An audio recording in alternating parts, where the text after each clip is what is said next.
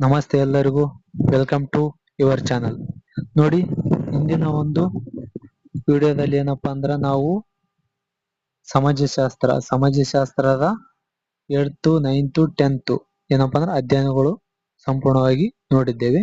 ಅದೇ ರೀತಿಯಾಗಿ ಇವತ್ತು ಯಾವ್ದಪ್ಪ ಅಂದ್ರೆ ಭೂಗೋಳಶಾಸ್ತ್ರದ 8th 9th 10th ತರಗತಿಯ ಅಧ್ಯಯನಗಳನ್ನು ನೋಡುತ್ತಾ ಹೋಗೋಣ. ಓಕೆನಾ?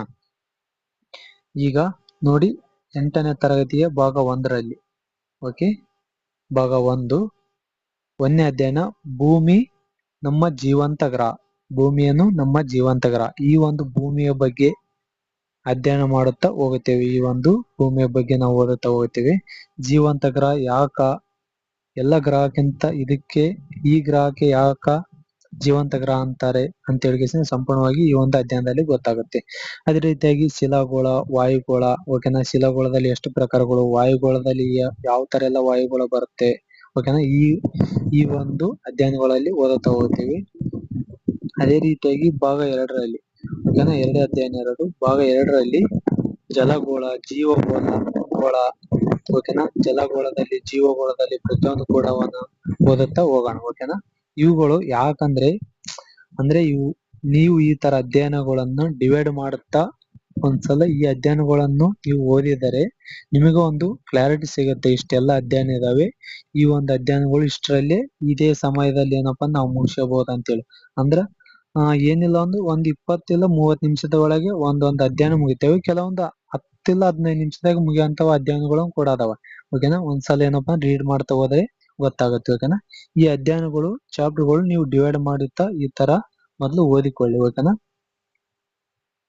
ಅದೇ ರೀತಿಯಾಗಿ 9ನೇ ತರಗತಿಯ ಭಾಗ 1ರಲ್ಲಿ 4 ಅಧ್ಯಯನಗಳಿದಾವೆ.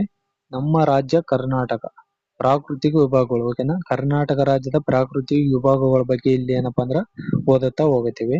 ಕರ್ನಾಟಕದ ಪ್ರಾಕೃತಿಕ ವೈವಿಧ್ಯ. ಓಕೆನಾ? ಪ್ರಾಕೃತಿಕ ವೈವಿಧ್ಯದ ಬಗ್ಗೆ ಈ ಒಂದು ಕರ್ನಾಟಕದಲ್ಲಿ ಏನಪ್ಪಾ ಅಂದ್ರ ಇರುತ್ತೆ, ಅದನ್ನು ಅಧ್ಯಯನ ಮಾಡುತ್ತಾ ಹೋಗೋಣ. ಓಕೆನಾ? ಕರ್ನಾಟಕದ ಜಲ ಸಂಪನ್ಮೂಲಗಳು. 9ನೇ ಅಧ್ಯಯನ ಕರ್ನಾಟಕದ ಭೂ ಸಂಪತ್ತು. ಓಕೆನಾ? ಯಾವ ತರ ಎಲ್ಲ ಭೂ ಸಂಪತ್ತು ಇದೆ ಕರ್ನಾಟಕದಲ್ಲಿ ಎಂದು ಅಧ್ಯಯನ ಮಾಡುತ್ತಾ ಹೋಗುತ್ತೇವೆ. ಅದೇ ರೀತಿಯಾಗಿ ಭಾಗ 2. ಓಕೆನಾ? ಭಾಗ 2ರಲ್ಲಿ ಕರ್ನಾಟಕದ ಕಣಜ ಆಗಬೇಕು. ಓಕೆ, ಕಣಜ ಏನಿದೆ, ಕಣಜ ಸಂಪನ್ಮೂಲಗಳು. ಓಕೆನಾ? ಕರ್ನಾಟಕದ ಸಾರಿಗೆ ವ್ಯವಸ್ಥೆ, ಯಾವ ತರ ಎಲ್ಲ ಸಾರಿಗೆ ವ್ಯವಸ್ಥೆ ಇದೆ, ರಸ್ತೆ ಸಾರಿಗೆ, ವಾಯು ಸಾರಿಗೆ, ಜಲ ಸಾರಿಗೆ, ಇವುಗಳ ಬಗ್ಗೆ ಇಲ್ಲಿ ಒಂದು ಅಧ್ಯಯನ ಮಾಡುತ್ತಾ ಹೋಗುತ್ತೇವೆ. ಕರ್ನಾಟಕದ ಕೈಗಾರೀಕರಣ ಇಲ್ಲವೇ ವಿನಾಶ ಅಂತೇಳಿ ಸರ್ ಎಂ ವಿಶ್ವೇಶ್ವರಯ್ಯ ಅವರು ಹೇಳಿದ್ದಾರೆ. ಆ ಕೈಗಾರಿಕರಣ ಬಗ್ಗೆ, ಕರ್ನಾಟಕದಲ್ಲಿ ಕೈಗಾರಿಕರಣ ಬಗ್ಗೆ ಅಧ್ಯಯನ ಮಾಡುತ್ತಾ ಹೋಗುತ್ತೇವೆ ಈ ಅಧ್ಯಯನದಲ್ಲಿ. ಅದೇ ರೀತಿಯಾಗಿ ಕರ್ನಾಟಕದ ಪ್ರಮುಖ ಪ್ರವಾಸಿ ತಾಣಗಳು. ಓಕೆನಾ? ಈ ಒಂದು ಅಧ್ಯಯನದ ಬಗ್ಗೆ ಪ್ರತಿಯೊಂದು ಕೂಡ ಅಧ್ಯಯನ ಮಾಡುತ್ತಾ ಹೋಗುತ್ತೇವೆ. ತಾಣಗಳು ಇರಕ್ಕಿಲ್ಲ, ಮೇ ಬಿ ಬೇರೆ ಇರುತ್ತೆ ಇಲ್ಲಿ.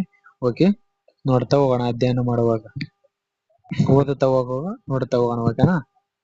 ಅದೇ ರೀತಿಯಾಗಿ 10ನೇ ತರಗತಿಯ ಭಾಗ 1ರಲ್ಲಿರುವಂತ ಅಧ್ಯಯನಗಳು ಇವು. 14ನೇ ಅಧ್ಯಯನ ಭಾರತ ಭೌಗೋಳಿಕ ಸ್ಥಾನ ಹಾಗೂ ಪ್ರಾಕೃತಿಕ ಲಕ್ಷಣಗಳು. ಭಾರತದ ಭೌಗೋಳಿಕ ಸ್ಥಾನ, ಪ್ರಾಕೃತಿಕ ಲಕ್ಷಣಗಳ ಬಗ್ಗೆ ಅಧ್ಯಯನ ಮಾಡುತ್ತಾ ಹೋಗುತ್ತೇವೆ. ನೆಕ್ಸ್ಟ್ ಭಾರತದ ಋತುಮಾನಗಳು. ಋತುಮಾನಗಳ ಬಗ್ಗೆ ಏನಪ್ಪಾ ಅಂದ್ರೆ ನೋಡ್ತಾ ಹೋಗುತ್ತೇವೆ ಅಂಡ್ ಕಲಿತಾ ಹೋಗ್ತೇವೆ. ಇಲ್ಲಿ ಈ ಒಂದು ಅಧ್ಯಯನದಲ್ಲಿ ಎಲ್ಲ ಕಾಲಮಾನಗಳ ಬಗ್ಗೆ ಗೊತ್ತಾಗುತ್ತೆ, ಭಾರತ ಕಾಲಮಾನಗಳ ಬಗ್ಗೆ. ಓಕೆ, ಭಾರತದ ಮಣ್ಣುಗಳಲ್ಲಿ ಎಷ್ಟು ಪ್ರಕಾರಗಳಿವೆ, ಆ ಮಣ್ಣು ಯಾವ ಬೆಳೆಗೆ ಯಾವ ಮಣ್ಣು ಸೂಕ್ತ ಎಲ್ಲಾನು ಕೂಡ ಏನಪ್ಪಾ ಅಂದ್ರೆ ಗೊತ್ತಾಗುತ್ತಾ ಹೋಗುತ್ತೆ. ಓಕೆನಾ? ಭಾರತದ ಅರಣ್ಯ ಸಂಪತ್ತು, ಯಾವ ತರ ಎಲ್ಲ ಭಾರತದಲ್ಲಿ ಅರಣ್ಯ ಸಂಪತ್ತು ಇದೆ ಎಂಬುದು ಗೊತ್ತಾಗುತ್ತೆ. ಅದೇ ರೀತಿ ಭಾರತದ ಜಲ ಸಂಪನ್ಮೂಲಗಳ ಬಗ್ಗೆ ಓದುತ್ತಾ ಹೋಗೋಣ. ನೆಕ್ಸ್ಟ್ ಭಾಗ 2. ಓಕೆನಾ?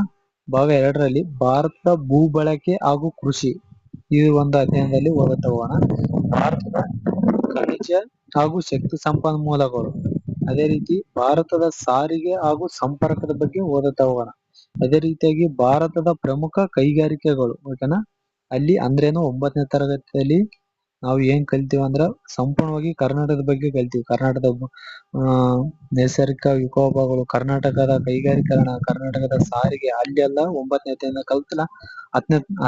10ನೇ ತರಗತಿಯಲ್ಲಿ ನಾವೇನಪ್ಪಾ ಅಂದ್ರೆ ಭಾರತ ಭೂ ಬಳಕೆ ಹಾಗೂ ಕೃಷಿ, ಭಾರತ ಖನಿಜ ಹಾಗೂ ಶಕ್ತಿ ಸಂಪನ್ಮೂಲಗಳು, ಭಾರತದ ಸಾರಿಗೆ ಹಾಗೂ ಸಂಪರ್ಕ, ಭಾರತದ ಪ್ರಮುಖ ಕೈಗಾರಿಕೆಗಳು, ಭಾರತದ ನೈಸರ್ಗಿಕ ವಿಕೋಪಗಳು, ಈ ಒಂದು 10ನೇ ತರಗತಿಯಲ್ಲಿ ಕಲಿತಾ ಹೋಗುತ್ತೇವೆ. ಓಕೆನಾ. ನೋಡಿ, ಅದೇ ರೀತಿಯಾಗಿ ಇದು ಏನಪ್ಪಾ ಅಂದ್ರೆ ಈಗ ಸಮಾಜಶಾಸ್ತ್ರನು ಮುಗಿತು. ಈಗ ಇದು ಯಾವ್ದಪ್ಪ ಅಂದ್ರೆ ಭೂಗೋಳನು ಮುಗೀತು. ಓಕೆನಾ. ಭೂಗೋಳಶಾಸ್ತ್ರನು ಮುಗೀತು, ಸಮಾಜಶಾಸ್ತ್ರನು ಮುಗೀತು. ಓಕೆನಾ. ಈಗ ನೆಕ್ಸ್ಟ್ ಇನ್ನೂ ಒಂದು ವಿಷಯವನ್ನು, ಆ ಒಂದು ವಿಷಯದ ಅಧ್ಯಯನಗಳನ್ನು ಸಂಪೂರ್ಣವಾಗಿ ನೋಡ್ತಾ ಹೋಗೋಣ. ನೆಕ್ಸ್ಟ್ ವಿಡಿಯೋದಲ್ಲಿ ಸಿಗ್ತೇನೆ. ಓಕೆನಾ. Thank you so much for watching this video. Thank you to all.